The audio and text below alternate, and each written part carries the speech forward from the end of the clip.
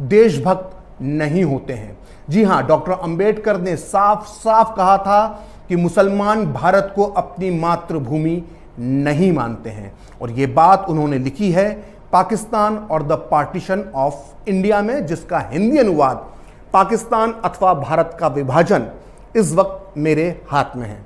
इस किताब के पेज नंबर 332 पर डॉक्टर अंबेडकर लिखते हैं कि इस्लाम एक बंद खिड़की की तरह है जो मुसलमानों और गैर मुसलमानों के बीच भेद करता है। इस्लाम में जिस भाईचारे की बात की गई है वो मानवता का भाईचारा नहीं है, बल्कि उसका मतलब सिर्फ मुसलमानों का मुसलमानों से भाईचारा है।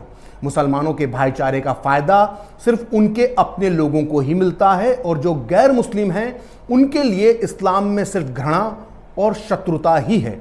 मुसलमानों की वफादारी उस देश के लिए नहीं होती जिसमें कि वो रहते हैं, बल्कि उनकी वफादारी अपने धर्म के लिए होती है जिसका कि वो पालन करते हैं। तो सुना आपने, डॉक्टर अंबेडकर ने यह साफ साफ कहा कि मुसलमानों की वफादारी उस देश के लिए नहीं होती जिसमें कि वो रहते हैं, बल्कि उनकी वफादारी सिर्फ अपने धर्म के प्रति होती है। तो आइए अब आगे बढ़ते हैं और बात करते हैं इस्लाम पर डॉक्टर अंबेडकर के दूसरे विचार की, जिसमें उन्होंने कहा था कि भारत के सारे मुसलमानों को पाकिस्तान भेज देना चाहिए। दरअसल जब पाकिस्तान की मांग उठी थी तो बाबा साहेब का मानना था कि अगर बंटवारा होता है तो भारतीय इलाके के सारे मुसलमानों को पाकिस्तान भेज देना चाहिए, और इसके लिए उन्होंने 1923 में टर्की और ग्रीस के बीच हुए एक समझौते का उदाहरण दिया था, जिसके तहत ग्रीस में रहने वाले सारे मुसलमान टर्की भेज दिए गए थे और टर्की में रहने वाले सारे ईसाई ग्रीस चले गए थे। अंबेडकर ने इसी को आधार बनाकर अपनी किताब के पेज नंबर 123 पर लिखा है कि जनसंख्या के तबादले का मजाक उड़ाने वालों को इन देशों यानी टर्की और ग्रीस की अल्पसंख्यकों की समस्या का अध्ययन करना चाहिए, ताकि वो जान पाएं कि अल्पसंख्यकों से जुड़ी समस्या का एकमात्र हल जनसंख्या की अदला बदली ही है। सांप्रदायिक शांति स्थापित करने का टिकाऊ तरीका अल्पसंख्यकों की अदला बदली ही है। यह व्यर्थ होगा कि हिंदू और मुसलमान एक दूसरे को संरक्षण देने के ऐसे उपाय खोजने में लगे रहें जो इतने असुरक्षित पाए गए हैं। यदि ग्रीस, टर्की और बुल्गारिया जैसे सीमित साधनों वाले छोटे छोटे देश भी ये काम पूरा कर चुके हैं, तो ये मानने का कोई कारण नहीं है कि हिंदुस्तानी ऐसा नहीं कर सकते। यानी डॉक्टर अंबेडकर का यह मानना था कि विभाजन के समय भारत और पाकिस्तान के बीच पूरी तरह से हिंदू और मुस्लिम आबादी की अदला बदली हो जाना चाहिए।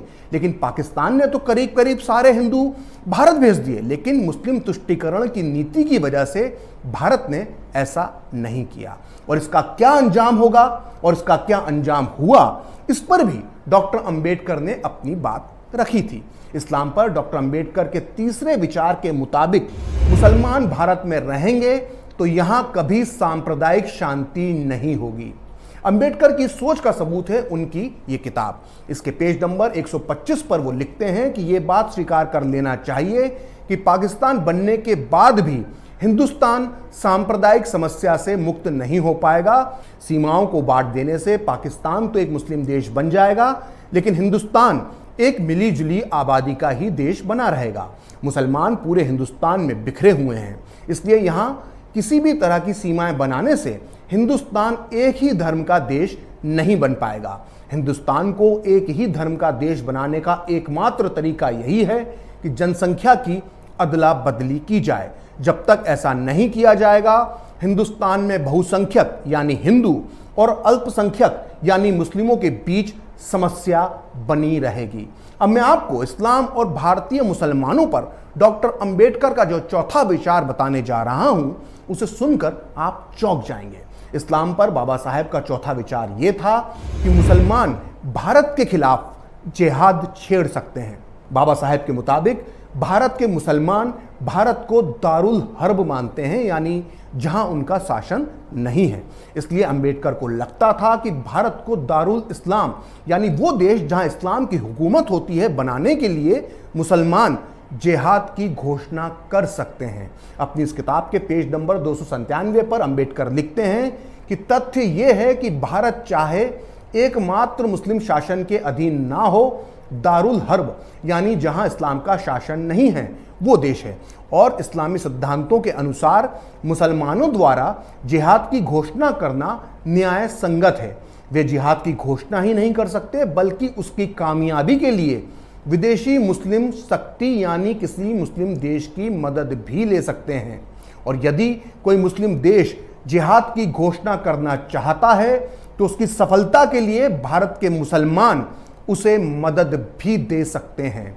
तो सुना आपने, डॉक्टर अंबेडकर ने साफ साफ कहा था कि मुसलमान न केवल इस्लाम की स्थापना के लिए भारत में जिहाद छेड़ सकते हैं बल्कि इसके लिए वो किसी मुस्लिम मुल्क की मदद भी ले सकते हैं या उसे अपनी मदद भी दे सकते हैं। आपने अक्सर देखा होगा कि भारतीय मुसलमान अक्सर अरब देशों की धौंस देते रहते हैं। खैर, इस्लाम पर डॉक्टर अंबेडकर का 5वां विचार ये था कि मुसलमान कभी भी हिंदुओं की सरकार को स्वीकार नहीं करेंगे।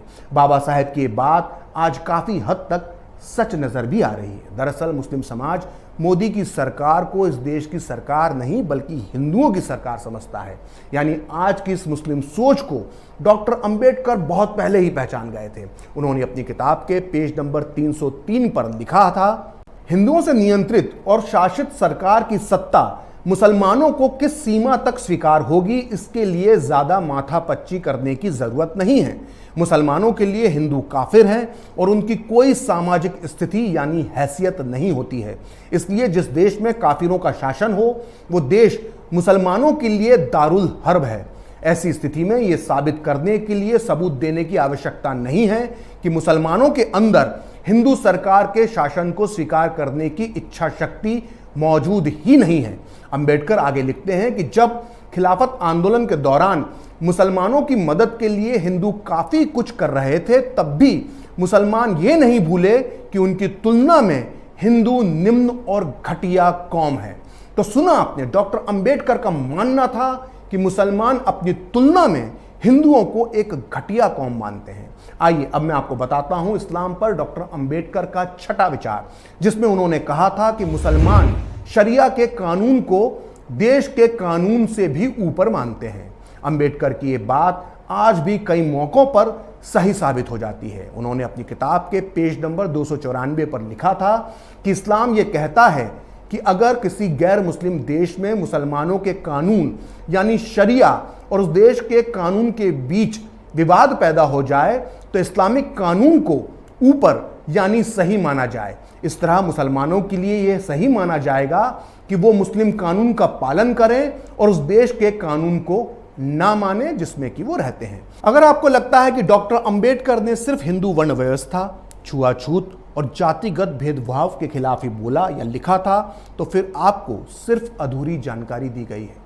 डॉक्टर अंबेडकर ने भारतीय मुसलमानों के अंदर मौजूद जाति व्यवस्था, भेदभाव और छुआछूत के खिलाफ भी अपने विचार रखे थे। आपको अब तक डॉक्टर अंबेडकर के बारे में बार बार ये बताया गया होगा कि कैसे उन्हें बचपन में बैलगाड़ी से उतार दिया गया था, कैसे उन्हें स्कूल में अलग से पानी पीना पड़ता था, कैसे नाई ने उनके बाल काटने से मना कर दिया था और कैसे बड़ौदा में रहने के लिए उन्हें घर नहीं मिला था। लेकिन कभी आपको किसी ने भी ये नहीं बताया होगा कि कैसे मुस्लिम समाज के कुछ लोगों ने भी डॉक्टर अंबेडकर के साथ छुआछूत और भेदभाव का बर्ताव किया था। तो आइए जानते हैं इसी से जुड़े इस्लाम पर डॉक्टर अंबेडकर के 7वें विचार को, जब खुद उनके साथ मुसलमानों ने छुआछूत का व्यवहार किया था। ये बात मैं नहीं कह रहा बल्कि ये बात खुद डॉक्टर अंबेडकर ने अपनी लघु किताब वेटिंग फॉर ए वीज़ा में लिखी है। इस किताब को बाकायदा अमेरिका की कोलंबिया यूनिवर्सिटी में कोर्स में पढ़ाया जाता है। अंबेडकर ने इस किताब के 4थे अध्याय में 1934 में अपनी दौलताबाद यात्रा का जिक्र करते हुए लिखा है कि वो रमज़ान का महीना था। हमने दौलताबाद किले के बाहर बने तालाब में हाथ मुंह धोई थे कि एक बूढ़ा मुसलमान चिल्लाते हुए बोला कि तुम अछूतों ने इस तालाब के पानी को गंदा कर दिया। थोड़ी ही देर में कई मुसलमान जमा हो गए और हमें गालियां देने लगे कि तुम अछूतों का दिमाग खराब हो गया है, तुम्हारी औकात क्या है, तुम्हें सबक सिखाने की ज़रूरत है। हमने समझाने की कोशिश की लेकिन मुसलमान हमारी बात सुनने को तैयार नहीं थे। वो हमें इतनी गंदी गंदी गालियां दे रहे थे कि हम भी बर्दाश्त नहीं कर पा रहे थे। वहाँ दंगे जैसे हालात बन गए थे और हत्या भी हो सकती थी। तब मेरा धैर्य खत्म हो गया। मैंने थोड़ा गुस्से में पूछा कि क्या तुमको तुम्हारा धर्म यही सिखाता है? क्या तुम ऐसे किसी अछूत को पानी लेने से रोकोगे जो मुसलमान बन जाए? ये सुनकर वो चुप हो गए। इस किस्से से साफ होता है कि कैसे एक अछूत हिंदू मुसलमान के लिए भी अछूत ही होता है। अक्सर कुछ लोग जय भीम और जय मीम के नारे लगाते हैं। दरअसल ये नारा आज भारतीय राजनीति में एक फैशन बन गया है। लेकिन मुस्लिम दलित एकता पर डॉक्टर अंबेडकर क्या सोचते थे, ये कोई आपको नहीं बताता, क्योंकि ये बताने पर जय भीम जय मीम का नारा खोखला साबित हो जाएगा। तो आइए बात करते हैं इसी नारे से जुड़े डॉक्टर अंबेडकर के इस्लाम पर विचार नंबर 8 की, जिसमें बाबा साहब ने कहा था कि दलित मुसलमानों को अपना दोस्त नहीं माने। 1947 में बंटवारे के बाद जब पाकिस्तान के साथ हैदराबाद के निजाम के रजाकारों ने भी दलितों पर अत्याचार किया, तो डॉक्टर अंबेडकर ने 27 नवंबर 1947 को एक प्रेस कॉन्फ्रेंस में जो कहा वो छपा है इस किताब में, जिसका नाम है डॉक्टर अंबेडकर जीवन चरित्र में। और इस किताब को लिखा है महान लेखक पद्म भूषण से सम्मानित धनंजय कीर ने। इस किताब के पेज नंबर 379 के मुताबिक डॉक्टर अंबेडकर ने उस दिन कहा था कि पाकिस्तान के चक्कर में फंसा दलित समाज हर उपलब्ध मार्ग और साधन से भारत आ जाए।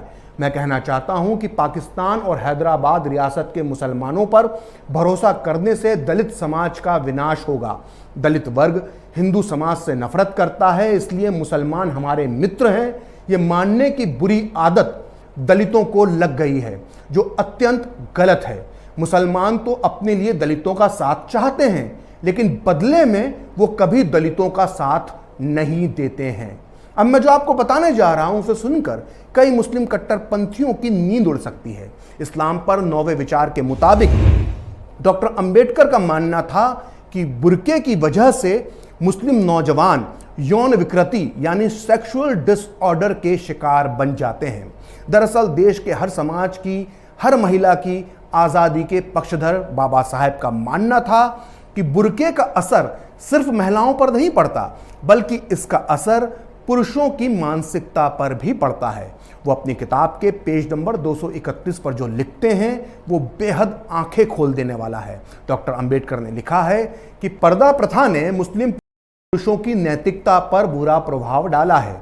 पर्दा प्रथा के कारण कोई मुसलमान अपने घर परिवार से बाहर की महिलाओं से कोई परिचय नहीं कर पाता। घर की महिलाओं से भी उसका संपर्क यदा कदा बातचीत तक ही सीमित रहता है। महिलाओं से पुरुषों की ये पृथकता निश्चित रूप से पुरुषों के नैतिक बल पर विकृत प्रभाव डालती है। यह कहने के लिए किसी मनोवैज्ञानिक विश्लेषण की ज़रूरत नहीं है कि ऐसी सामाजिक प्रणाली से जो पुरुषों और महिलाओं के बीच के संपर्क को काट दे, उससे यौनाचार के लिए ऐसी अस्वस्थ प्रवृत्ति पैदा होती है जो अप्राकृतिक गंदी आदतों और अन्य साधनों को अपनाने के लिए प्रेरित करती है। ऐसा नहीं है कि पर्दा प्रथा हिंदुओं में नहीं है, लेकिन इस्लाम में पर्दा प्रथा को धार्मिक मान्यता मिली हुई है, जबकि हिंदुओं में ऐसा नहीं है।